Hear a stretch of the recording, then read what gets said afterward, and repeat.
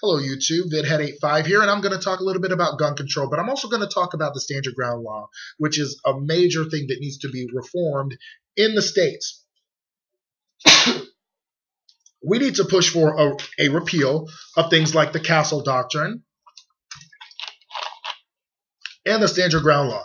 Simply, I believe that this allows people, especially white males, who are more than likely racist already, to target black men, kill them, and say, I thought my life was in danger. And even thinking about this, I'm a big black guy myself. And if I walk up to someone with the petition, but I'm keeping a nice enough distance away, in Florida, they can just blow me away and they'll be well within their rights because this was a threatening black man and I killed him. And there are two, the George Zimmerman case. There's another case when a man asked someone to turn their music down, and I guess they flipped him off or something. And he said he thought he saw a gun, and he shot and killed one of the passengers in the car. There was another case where the Stand Your Ground law was not applied to this woman. She's a black woman, and she fired 2 warning shots. Maybe if she killed him, she wouldn't be facing 20 years to life. But the other thing that I mainly want to talk about is simply the NRA, the hard right gun owners. And all I got to say is after doing a small video about Ronald Reagan, the myth, the man, the nonpartisan legend, I guess, all I have to say is there they go again. Simply, to avoid guns, like to avoid another event, you have to have more guns. That claim has been thoroughly debunked by VT, which has their own police department, Fort Hood, which was a military base, and there was another shooting that happened. Oh yeah, also there is an expert, it's on TYT, of a gun expert who was killed despite being surrounded by guns. You heard me, guns. He was shot dead in his own place, and he had guns all around. But yet those 3 incidents, it didn't stop. And let's also add a fourth, Columbine. Columbine actually had an armed security guard, and let's add another one. California. There was a California school recently that was shot up with assault weapons, and there they have a guard there. And also in the Aurora, Colorado shooting, they made an excuse that if they had concealed carry laws, then things would have turned out differently. Well, that's a lie, because simply there have been no case where another armed individual helped take the bad guy out. But there's another thing. SWAT and police are trained to deal with these kinds of situations. There is a protocol, simply when you are in a situation like that. You saw the picture of the Newtown kids. They had both their hands on the shoulders of the person in front of them. And the first person had their hands up, and they were all running after her.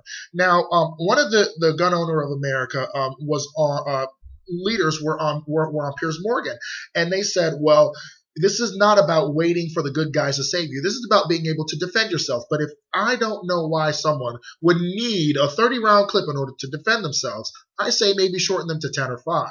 And so there's another argument that they'll just change it out quicker. When they change it out, that's 1 or 2 seconds that could make a massive difference, especially in a situation like that. 1 or 2 seconds could be the difference between saving a life and taking that guy down.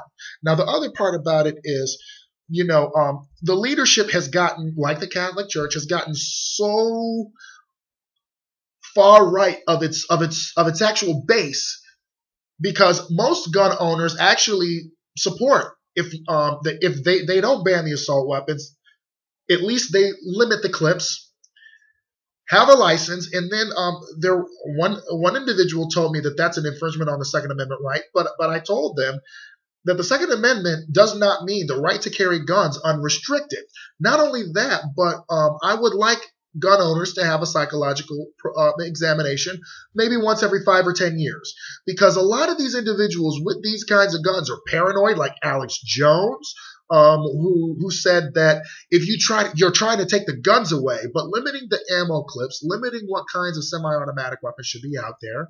But if anything, limiting the clips, I believe, are more important than that part. But also a federal database, a state database. I believe the federal database that the state has to opt into, so that when somebody buys something like 600,000 rounds, like the Aurora, Colorado shooter James Holmes did, there's an alert.